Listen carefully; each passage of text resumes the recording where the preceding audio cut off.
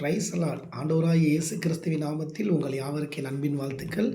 தினமும் ஒரு தேவ வார்த்தை என்கிற நிகழ்ச்சியில் தொடர்ந்து உங்களை சந்திப்பதை ரொம்ப சந்தோஷப்படுகிறேன். எங்களுடைய இந்த தேவனுடைய வார்த்தையை பார்த்துக்கிட்டு இருக்கிற உங்கள் எல்லாரையும் இயேசு கிறிஸ்து நாமத்தில் நான் வாழ்த்துகிறேன். ஆண்டவர் உங்களை ஆசீர்வதிப்பார்.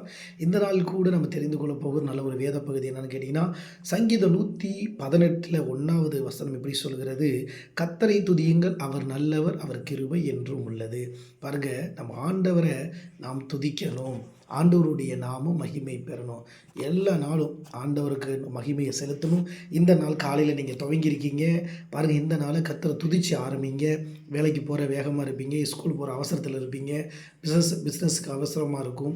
எந்த அவசரமாக இருந்தாலும் ஒரு பாட்டு பாடிக்கிட்டே போங்க, ஒரு பாட்டு பாடிக்கிட்டே துணி துவைங்க, ஒரு பாட்டு பாடிக்கிட்டே வேலையை செய்யுங்க, ஒரு பாட்டு பாடிட்டு 2 வீலர் ஓடிட்டு போங்க.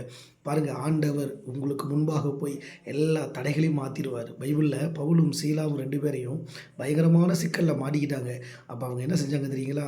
அவங்க ஒரு பாட்டு பாடி துதிச்சாங்க. பாருங்களேன், அவங்ககிட்ட இருந்த பல பிரச்சனைகள் மாறி போச்சு. நீங்கள் நம்ம வாழ்க்கையில் காணப்படுகிற பல பிரச்சனைகள் மாறணும்னா நம்ம ஆண்டவரை துதிக்கிற துதியில் பெரிய அற்புதம் நடக்கும். ஆண்டவர் உங்களை ஆசீர்வதிப்பார். நான் உங்களுக்காக ஜெபிக்கிறேன். இந்த நாளை உங்களுக்கு ஆசீர்வாதமான நாளாகி மாறும். இந்த நாளில் நிறைய பேர் பிறந்த நாள் காண்பீங்க, திருமண நாளாக இருக்கும்.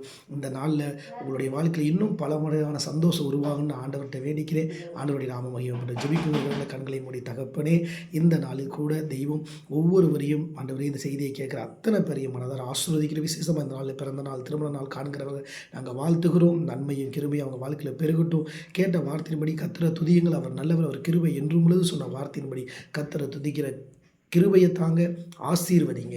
இயேசப்பா நாமத்தில் நல்ல பிதாவே, ஆமேன். தேங்க்யூ. God bless you.